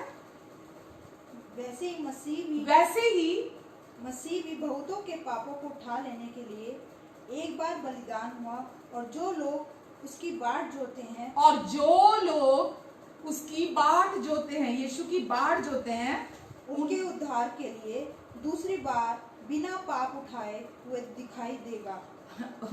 इसलिए अब जब दूसरी बार जब यीशु आएंगे तो वो लोग जो यीशु की बाट जोते हैं, उद्धार के लिए दूसरी बार बिना पाप उठाए दिखाई देगा। अब यीशु पापों के लिए नहीं आएंगे। क्यों नहीं आएंगे? क्योंकि जो उद्धार हमारा पापों से होना था वो हो चुका है। अब क्योंकि ये उद्धार पापों को उठा लेने के लिए नहीं है, यह उद्धार शारीरिक उद्धार है हमारा। जब वो हमें नई दे देंगे, नई बॉडी मिलेगी हमें, तो यहाँ ये बात हमारे उद्धार की नहीं हो रही, हमारे आत्मा के उद्धार की, हमारे उद्धार की बात नहीं हो रही कि हमें पापों से उद्धार दिलाने के लिए साफ स्पष्ट लिखा है, वरन हमें हमारा उद्धार करने के लिए आएंगे, पापों के लिए नहीं, पापों से निपटने के लिए नहीं, पर हमें हमारे शरीर को हमें नई देह देने के लिए, हमें इस देह से छुड़ाने के लिए। तो पापों के बिना वो दूसरी बार आएंगे, यानी कि पाप से निपटने के लिए नहीं आएंगे, वो हमें इस शरीर से उद्धार दिलाने के लिए आएंगे। Hallelujah, hallelujah. प्रभु यीशु कितने अरसे के लिए मरे? एक ही बार हमेशा के लिए, जो हमने अभी शायद में देखा, एक ही बार हमेशा के लिए वो जीवित बलिदान बने और बहुतों के पाप को वो उठाकर, हम सब के पापों को वो उठाकर ले गए। और अब जब वो आएंगे तो वो हमें, क्योंकि हमारे सारे पाप हटा दिए गए हैं हमेशा के लिए, तो वो अब आएंगे। हम जो उनको लेकर उनकी इंतजार कर रहे हैं कि हमें पता है कि यीशु आने वाले हैं, तो वो हमें उठाकर लेके जाने के लिए आएंगे। Hallelujah, hallelujah. तो यीशु ने हमारे लिए सब कुछ सहा। और इब्रानियों 10:11 से 12 कहता है, इस बात को समझे, आज भी लोग बिल्डिंगों में परमेश्वर को ढूंढते हैं, आज भी लोग बलिदान चढ़ाते हैं, आज भी लोग सोचते हैं कि मेरे बलिदान शायद मुझे बचा लेंगे, मेरे धर्म के काम शायद मुझे बचाएंगे, मेरे अच्छे काम शायद मुझे बचाएंगे। तो मुझे अपनी कोशिशें करना है, परमेश्वर का प्रेम, उनकी स्वीकृति, उनका समर्थन पाने के लिए, उनकी आशीषें पाने के लिए, उनका प्रेम पाने के लिए शायद मुझे कुछ करना है। तो यहाँ लिखा है इब्रानियों 10:11 से 12 तक, पहले, हर एक याजक तो खड़े होकर प्रतिदिन सेवा करता है और एक ही प्रकार के बलिदान को, जो पापों को भी दूर नहीं कर सकते, बार बार चढ़ाता है। परंतु यह व्यक्ति तो पापों के बदले एक ही बलिदान सर्वदा के लिए चढ़ाकर परमेश्वर की दाहिने जा बैठा। आमेन, आमेन। लिखा है हर एक याजक, प्रीस्ट, खड़े रहकर प्रतिदिन सेवा करता है, प्रतिदिन सेवा करता है, और एक ही प्रकार के बलिदान को, जो पापों को कभी दूर नहीं कर सकते, जो पापों को कभी दूर नहीं कर सकते, वह बार बार चढ़ाता है। परंतु यह व्यक्ति, यीशु के बारे में, एक ही बलिदान सर्वदा के लिए चढ़ाकर, एक ही बलिदान सर्वदा के लिए चढ़ाकर परमेश्वर के दाहिने जा बैठा। आमेन। और एक ही बार अपने बलिदान को चढ़ाने के द्वारा, यानी कि एक चीज अगर कारगर हो जाती है, एक चीज अगर काम करती है, तो उसको दोबारा करने की जरूरत नहीं होती है। तो यीशु ने जो कार्य किया क्रूस पर, उसे दोहराने की जरूरत नहीं है। अब यीशु दोबारा नहीं आएंगे हमारे पापों से निपटने के लिए, तो उस काम को दोहराने की आवश्यकता नहीं पड़ेगी, क्योंकि ये पहले होता था कि वो बार बार महायाजक बलिदान जो प्रीस्ट होते थे, याजक, वो बलिदान चढ़ाते थे, लेकिन उसके द्वारा बाइबल कहती है उद्धार, पापों से छूट नहीं सकते, पाप दूर नहीं हो सकते, और कभी भी छुटकारा नहीं मिल सकता। इब्रानियों 10:4 में लिखा है, बैलों और बकरों का लहू पापों को दूर नहीं कर सकता। तो क्योंकि जानवरों का लहू सिर्फ आपके पाप ढांप सकता है, पर वो आपके उसे दूर नहीं कर सकता, लेकिन प्रभु यीशु मसीह का लहू हमें सारे पापों से धोकर शुद्ध करता है, सारे पापों से धोकर शुद्ध करता है। आमेन। सारे अधर्म से धोकर हमें शुद्ध करता है। तो ये उन जो पहले जो ये बलिदान चढ़ाया करते थे, क्योंकि मसीहा के आने की इंतजार कर रहे थे कि एक मसीहा उद्धार करता आएगा, तो वो सिंबॉलिक था, वो चिन्ह था यीशु मसीह का। लेकिन अभी हमारे पास वो रियल यीशु है, वो जो सब्स्टिट्यूट हमारे पापों के लिए वो जो बलिदान चढ़ाया जाता था, अब हमारे पास वास्तविक यीशु आ चुके हैं, और अभी सच्ची कीमत परमेश्वर तक पहुंच चुकी है, जो हमारे पापों के बदले एक ही बलिदान के द्वारा चढ़ाकर यीशु पिता के दाहिने जा बैठे। हालेलुया। जैसा मैंने पहले कहा, वो इसलिए नहीं बैठे क्योंकि वो परमेश्वर के पुत्र थे, वो इसलिए बैठे क्योंकि वो सामर्थ्यशाली रीति से और बड़ी सफलता के साथ हमारे पापों को पूर्ण रीति से मिटाकर हमें शुद्ध करके वो वहां जाकर बैठे। हालेलुया। हालेलुया। यीशु की देह जो कुछ समय पहले क्रूस पर थी, हमारे पापों के लिए उत्तरदायी ठहराया गया, यीशु को हमारे पापों के लिए जिम्मेदार ठहराया गया, और हमारे पापों का देनदार यीशु को ठहराया गया। और यीशु ने हमारे सभी पापों को लेकर हमारे सारे अपराधों को लिया और अपने शरीर पर उन सबको सह लिया, और 3 दिन के बाद वो उन सारी बुराइयों से, सारे पाप से, सारे अपराध से, सारे श्रापों से, सारे बीमारियों के बिना वो जी उठे। और इसका अर्थ है सारे पाप दूर कर दिए। और यही सुसमाचार है, यही सुसमाचार है। सुसमाचार का अर्थ क्या है? खुशखबरी, बहुत अच्छी खबर, जिसमें कोई भी बुराई ना हो, जिसमें कोई भी गलती ना हो, कुछ भी ना हो, वो इतनी अच्छी हो कि उस पर विश्वास करना भी कठिन हो। तो सुसमाचार, यीशु ने हमें क्या सुनाने के लिए भेज रखा? सुसमाचार। क्या कहा? सारे जगत में जाओ, ये सुसमाचार सुनाओ, ये सुसमाचार कि तुम्हारे पापों से मैंने निपट लिया है। तुम्हारे पाप जो कैसे भी थे, कितने भी थे, तुम्हारे सारे पापों के, सदा के पापों के लिए, हमेशा के पापों के लिए, तुम्हारे अतीत, वर्तमान और भविष्य के भी, मैंने तुम्हारे सभी पापों के साथ अपने एक ही बलिदान के द्वारा सर्वदा के लिए निपट लिया है। ये सुसमाचार सारी दुनिया को जाकर बताओ कि मैं जब क्रूस पर गया तुम्हारे पापों के लिए गया, और जब मैं मुर्दों में से जी उठा, मरकर जी उठा, तो तुम्हें धर्मी ठहराने के लिए, घोषित धर्मी ठहराने के लिए जी उठा। और आज यीशु पर विश्वास करने के द्वारा हम परमेश्वर की धार्मिकता को रिसीव करते हैं। हालेलुया, यही सुसमाचार है। तो लिखा है कि अगर मुर्दे नहीं जी उठते तो हमारा विश्वास करना व्यर्थ है। हालेलुया, पर हमारा विश्वास करना व्यर्थ नहीं, क्योंकि अब हम अपने पापों में फंसे हुए नहीं है। हमें यीशु ने हमारे पापों से छुड़ा लिया, मुर्दों में से जीकर उठकर। और ये परमेश्वर की ओर से एक डिवाइन उपलब्धि है हमारे लिए, और कि उन्होंने अपने एक क्रूस पर एक कार्य के द्वारा हमारे सारे पाप दूर कर दिए हमेशा के लिए हमारी जिंदगी से। हालेलुया, हालेलुया, आमेन, आमेन।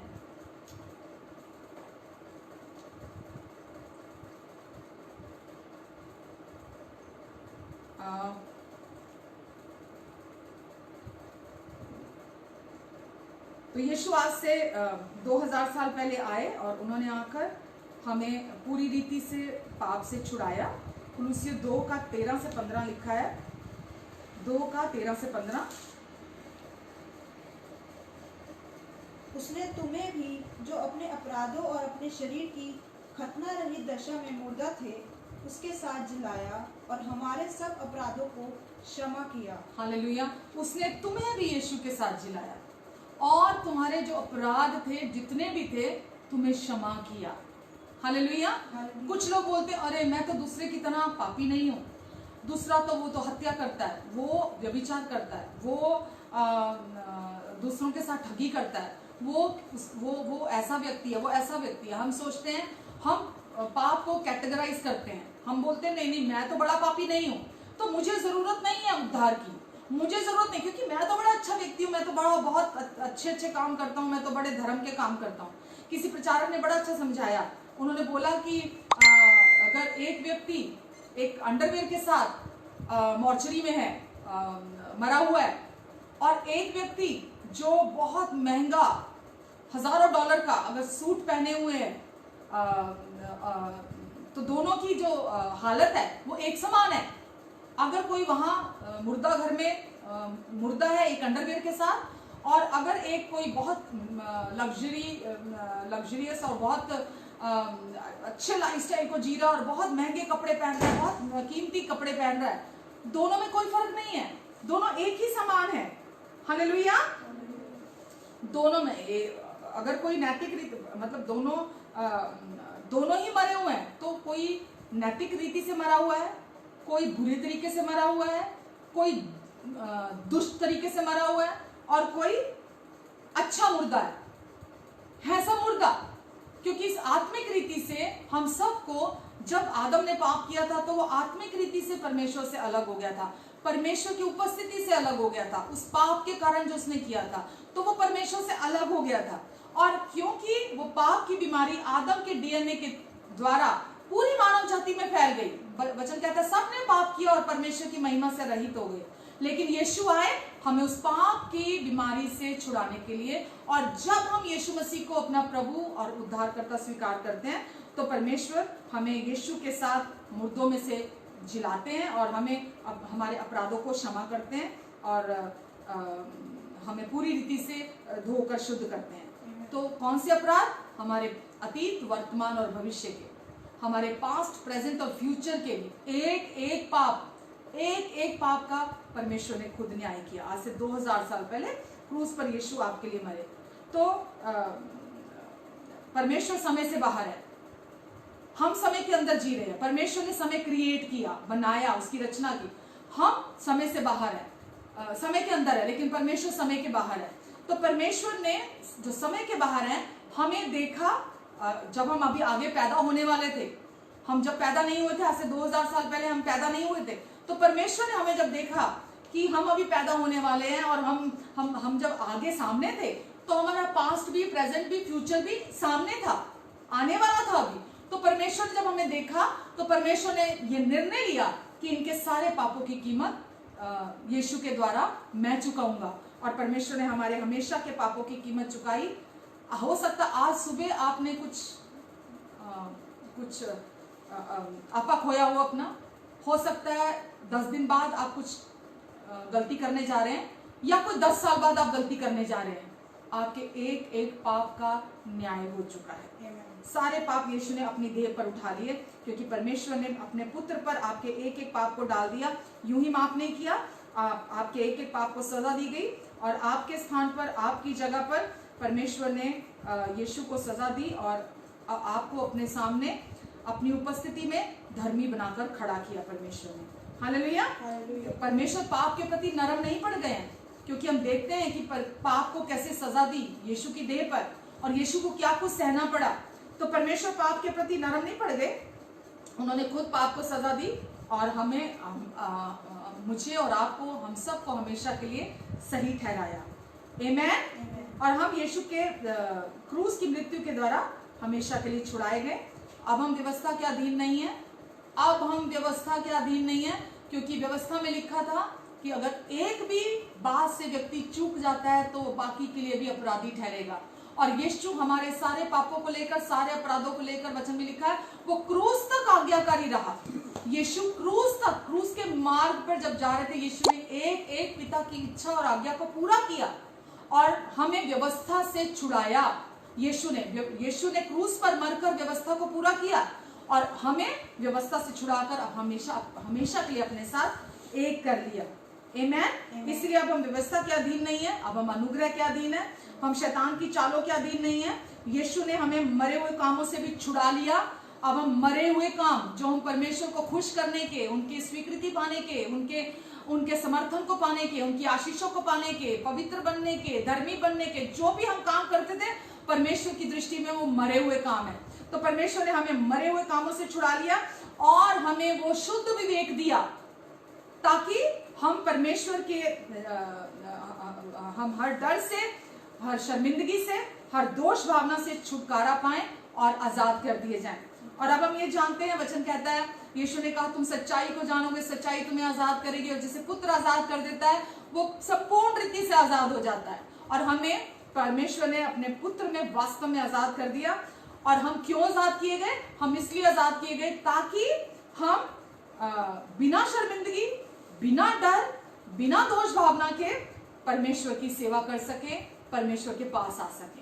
हालेलुया। वो डर, वो शर्मिंदगी, वो दोष भावना जो अदन की वाटिका में आदम और हव्वा उस धोखेबाजी में आने के कारण उनके जीवन में आ गई थी, परमेश्वर ने वो दूर की। और आज हम परमेश्वर के समक्ष बिना डर, बिना दोष, बिना शर्मिंदगी के हम परमेश्वर की सेवा करते हैं। हालेलुया। क्योंकि हम जानते हैं हमें परमेश्वर ने हमारे लिए क्या कर दिया, यीशु ने क्रूस पर क्या कर दिया, यीशु के जी उठने से हमें क्या मिला। हमें परमेश्वर ने अपने साथ एक कर लिया, अपनी महिमा के साथ एक कर लिया, अपनी पहचान के साथ एक कर लिया। परमेश्वर की राय हमारे प्रति अब क्या है, परमेश्वर की सोच, उनके विचार अब हमारे प्रति क्या है। जैसे यीशु है वैसे उनके लिए अब हम हैं इस संसार में, इस समय जब हम यहाँ रह रहे हैं। हालेलुया। तो कोई भी शिक्षा जो आपको अनुग्रह के विरुद्ध लेकर जाती है, वो परमेश्वर की ओर से नहीं है। तो परमेश्वर चाहते हैं हम, क्योंकि वचन के अनुसार आज जब परमेश्वर आपको देखते हैं, आप उनकी दृष्टि में खूबसूरत हैं, आप उनके अति प्रिय हैं, क्योंकि उन्होंने अपने पुत्र के द्वारा इस काम को किया।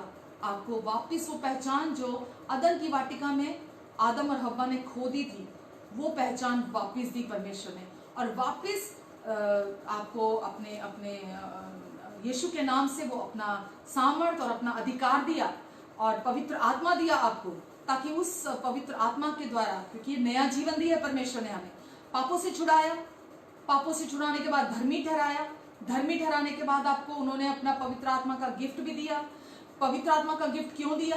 ताकि अब हम जो परमेश्वर की सामर्थ्य है हमारे अंदर, हम उस सामर्थ्य के द्वारा यीशु पर निर्भर होते हैं, उनके अनुग्रह से हम इस धरती का जीवन जिए, क्योंकि अब हमारे अंदर पाप का बीज नहीं है, और हमारे स्वभाव में अब वो पाप का बीज नहीं, अब धार्मिकता का बीज है।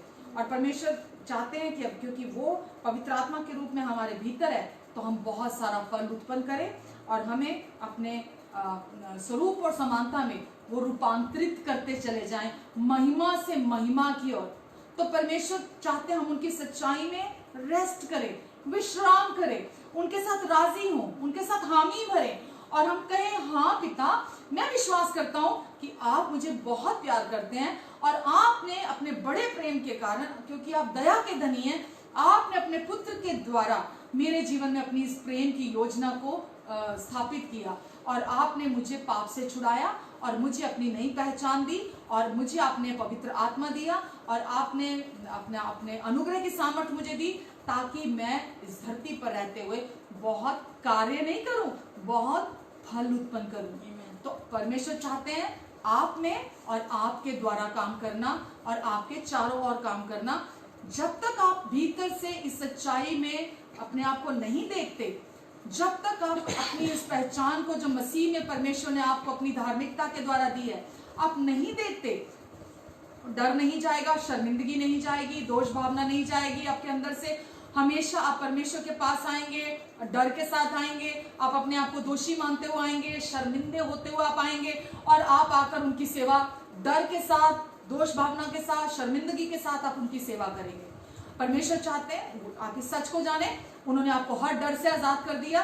परमेश्वर का प्रेम हर डर को दूर कर देता है। हमें डर का आत्मा नहीं दिया कि हम फिर से हम डरें, परमेश्वर ने हमें सामर्थ, संयम और प्रेम का आत्मा दिया है। परमेश्वर कहते हैं अब तुम्हें भय का आत्मा नहीं है तुम्हारे पास कि तुम फिर भयभीत हो। परमेश्वर ने तुम्हें अपना गोद लेने वाला आत्मा दिया है। परमेश्वर ने मसीह में हमें गोद लिया और हमें वही पहचान दी जो उनके मसीह की पहचान और पिता की महिमा, और वापस वो महिमा और आदर का मुकुट हमें पहनाया। परमेश्वर ने अपनी महिमा का मुकुट हमें पहनाया, और ताकि हम अपने पूरे दिल से उन्हें आदर दे सके। आमीन। वो महिमा के मुकुट के द्वारा ही जो नई पहचान है, जो परमेश्वर की सोच, परमेश्वर की राय आपके और मेरे प्रति, परमेश्वर का प्रेम, उस महिमा के द्वारा ही हम परमेश्वर को आदर देते हैं पूरे दिल से। आमीन। और परमेश्वर की सेवा हम पूरे दिल से करते हैं। हालेलुया। तो आज वो पुनरुत्थान की सामर्थ, जिसने यीशु को, वो महिमा परमेश्वर की, जिसने यीशु को मुर्दों में से जिंदा किया, आज परमेश्वर आपको वो महिमा और आदर का मुकुट पहनाना चाहते हैं। आप कोई भी हो, परमेश्वर दया के धनी है। परमेश्वर अपने बड़े प्रेम के कारण आपके जीवन में ऐसा करना चाहते हैं, और वो आपके पास्ट, प्रेजेंट और फ्यूचर के सारे पापों से छुड़ाकर, आपको हर धर्म से छुटकारा देकर, आपको पूरी रीति से नया बनाकर, नया जन्म देकर, नया स्वभाव देकर नया करना चाहते हैं। आपके जीवन में सब कुछ को अच्छा करना चाहते हैं, सब कुछ को नया करना चाहते हैं।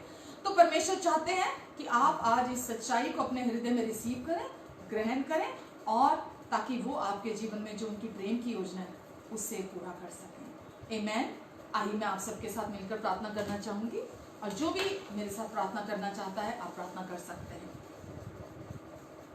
आप कह सकते हैं, प्रेमी पिता, मैं आपको आज के इस दिन के लिए धन्यवाद देता हूँ, धन्यवाद देती हूँ, क्योंकि आप मुझे बहुत प्यार करते हैं, आप दया के धनी हैं, और आपने अपने बड़े प्रेम के कारण मुझे भी यीशु के साथ मरे हुए में से जिंदा किया। और मैं धन्यवाद देता हूँ परमेश्वर, ये आपके अनुग्रह से हुआ है, मेरे कार्यों से नहीं, ये आपने किया। और परमेश्वर मैं धन्यवाद देता हूँ कि मेरे सभी पापों के लिए यीशु क्रूस पर गए, मेरे अतीत, वर्तमान और भविष्य के सारे पापों की कीमत यीशु ने अपने एक ही बलिदान के द्वारा सदा के लिए पूरी रीति से चुका दी है। और मेरे हर पाप के साथ आपने पूरी तरह निपटा है, मेरे हर पाप का न्याय हुआ है और आपने मुझे धर्मी घोषित कर दिया है। और अब मैं आपका प्रिय पुत्र हूं। अब आप मुझसे अत्यंत प्रसन्न हैं। आप ही ने कहा कि ये मेरा प्रिय पुत्र है जिससे मैं अत्यंत प्रसन्न हूं। जब हम यीशु पर विश्वास करते हैं तो परमेश्वर हमें वही पहचान देते हैं जो उन्होंने अपने पुत्र को दी है। तो परमेश्वर आपसे आज कह रहे हैं कि तू मेरा प्रिय पुत्र है जिससे मैं अत्यंत प्रसन्न हूं। हर डर, हर शर्मिंदगी, हर दोष, हर पाप, मृत्यु, हर तेरी कमजोरी, हर अपराध, हर गलती को मैंने क्रूस पर सजा देकर हमेशा के लिए कब्र में दफन कर दिया है और अब तू आजाद है। गलातियों 5:1 में लिखा है, प्रभु यीशु ने कहा कि अब तुम्हें मसीह ने स्वतंत्रता के लिए स्वतंत्र किया है, उसी में स्थिर रहो, उसी में स्थिर रहो। प्रभु आप इनकी मदद करें कि ये अपनी आंखें सिर्फ आप पर लगाकर रखें। अब ये इस संसार में रहते जरूर है पर इस संसार के नहीं है। आपने इन्हें नया जन्म दिया, अपने राज्य में नया जन्म, नया जीवन दिया, नया स्वभाव दिया। प्रभु यीशु अब ये नई सृष्टि है क्योंकि इन्होंने आपके मारे जाने, गाड़े जाने और जी उठने पर विश्वास किया है। और इसी समय आप इन्हें अपने पवित्र आत्मा से भरें। हाँ परमेश्वर, आप इन्हें अपने पवित्र आत्मा से भरें और परमेश्वर अपनी वो महिमा जो आपने कहा कि पिता जैसे तू और मैं एक हैं वैसे ही हम आपस में एक हो जाएं। प्रभु आप इन्हें अपनी उस महिमा के साथ आपने एक कर लिया है। अब ये सिद्ध प्रेम के साथ एक हो चुके हैं। अब इनकी नई पहचान है। इनकी पहचान पाप के साथ, मृत्यु के साथ, बीमारी के साथ, शर्मिंदगी के साथ, डर के साथ, दोष के साथ, किसी भी कमी घटी के साथ नहीं है। अब इनकी पहचान यीशु आपके साथ है। अब ये प्रेम किए गए हैं, स्वीकार किए गए हैं, हमेशा के लिए आपका समर्थन है इनके पास। अब ये आपके अति प्रिय हैं, आप इनसे अति प्रसन्न हैं। ये अति सुंदर हैं, पवित्र हैं, निर्दोष हैं, धर्मी हैं, सिद्ध ठहरा दिए गए हैं। जैसे आप हैं वैसे ही समय इस धरती पर ये भी हैं। धन्यवाद देते प्रभु हम आपको, धन्यवाद देते यीशु। इन सब को प्रभु आप अपने पंखों की आड़ के नीचे, पैरों के नीचे छिपा कर रखेंगे। और प्रभु अब पवित्र आत्मा जी अब आप इनके दिलों में हैं। अब आप इनमें और इनके द्वारा उस पुनरुत्थान की सामर्थ्य को बहाल करेंगे इनके जीवन से, जो विजय देती है, जो आज़ादी देती है, प्रेम, आनंद, शांति जो देती है, जो हमारे जीवन में हमें भरपूरी में चलाती है, जो हमें हमारे जीवन में किसी चीज़ की घटी नहीं होने देती। जो भी अगर कोई देख रहा है किसी रीति से एडिक्टेड है, किसी तरह की कोई बुरी लत है, यीशु मसीह के नाम से इसी समय हर एडिक्शन से आज़ादी पाओ। प्रभु आप पाप की गुलामी से छुड़ाते हैं, अंधकार के राज्य से छुड़ाते हैं। आज अभी इसी समय इन सब के जीवन में आज़ादी आ जाए प्रभु यीशु मसीह के नाम से। अगर कोई बीमार है तो इसी समय आज़ादी पाओ हर बीमारी से यीशु मसीह के नाम से। सिर के तालू से लेकर पैर के तलवों तक यीशु के नाम से हर ऑर्गन, हर वेन, टिश्यू, सेल में, हर तंतु, कोशिका में, हर अंग में, भीतरी बाहर आपका पुनरुत्थान का जीवन बहने पाए। आपका अनुग्रह, आपकी शांति मल्टीप्लाई हो जाए, आपकी चंगाई बहने पाए, आपकी पुनरुत्थान की सामर्थ्य बहाल हो जाए यीशु मसीह के नाम से। धन्यवाद यीशु, धन्यवाद प्रभु। आज इन्होंने पहली बार आपका अनुग्रह का सुसमाचार सुना है और सच में यीशु वचन कहता है अनुग्रह के सुसमाचार में परमेश्वर की सामर्थ छिपी है। और परमेश्वर की सामर्थ धार्मिकता, हमें धार्मिकता देती है और उद्धार के निमित्त है। और धर्मी जन केवल विश्वास से जिंदा रहता है। प्रभु आज से आप इनके जीवन में केवल विश्वास करना चाहते हैं कि जिसे आपने भेजा, अपने पुत्र, इकलौते पुत्र यीशु को, ये उस पर विश्वास करें। आमीन, आमीन और आमीन। हालेलुया। आइए हम प्रभु भोज लेंगे। अगर आप प्रभु भोज के साथ तैयार हैं तो हम प्रभु भोज लेते हैं। जल्दी से प्रभु यीशु मसीह ने जिस रात वो हमारे पापों के लिए पकड़वाए जाने वाले थे, उस रात यीशु ने रोटी ली और तोड़ी और कहा, ये मेरी देह है जो तुम्हारे लिए तोड़ी जाती है। उसी रीति से उन्होंने कटोरा ली और कहा, ये कटोरा मेरा नई वाचा का लहू है। यीशु ने हमें पुरानी वाचा से, पुराने नियम की पुरानी वाचा से छुड़ाकर हमें उत्तम वाचा दी, अपनी उत्तम प्रतिज्ञाओं के साथ। और यीशु ने कहा, ये कटोरा मेरा नई वाचा का लहू है जो तुम्हारे पापों की क्षमा के लिए बहाया जाता है, और मेरे क्रूस की मृत्यु को स्मरण करते हुए सदा ऐसा किया करना। और आज हमें प्रभु ने फिर से ये सौभाग्य दिया कि हम प्रभु की सिद्ध देह में से, पवित्र देह में से खाएं और इस नई वाचा के इस प्याले में से पिए। तो आइए हम सब एक साथ प्रभु के इस देह में से खाएंगे और इस प्याले में से पिएंगे।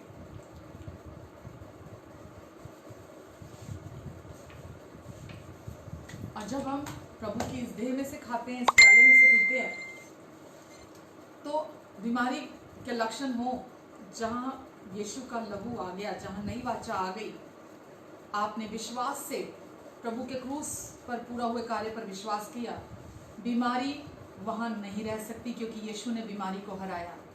कमजोरी वहां नहीं रह सकती क्योंकि यीशु ने कमजोरी को हराया। डर वहां नहीं रह सकता, दोष वहां नहीं रह सकता, शर्मिंदगी वहां नहीं रह सकती, डिप्रेशन वहां नहीं रह सकता क्योंकि यीशु ने इन्हें हराया। मृत्यु का वहां कोई स्थान नहीं है क्योंकि यीशु ने मृत्यु को हराया।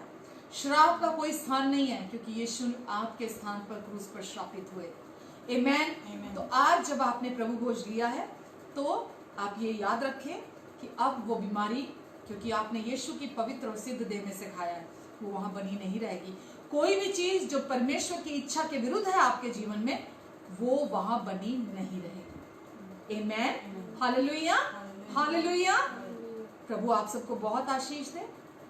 और हम धन्यवाद देते हैं यीशु आपको आज की सभा के लिए। सारी महिमा, सारा आदर प्रभु आपका है, आपका है, क्योंकि बिना आपकी मदद के, बिना आपकी लीडिंग के हम कुछ नहीं कर सकते।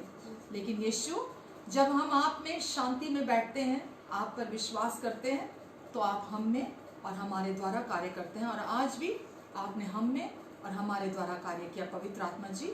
इसलिए सारी महिमा और आदर हम आपको देते हैं। हर सुनने वाले को ब्लेस करते हैं। इस आने वाले सप्ताह में आप इन सबको सुरक्षित रखेंगे, इन सबको अपने पंखों की आड़ के नीचे, परों के नीचे छिपा कर रखेंगे, इन सबको यीशु के लहू के नीचे अपनी प्रोटेक्शन में बनाकर रखेंगे।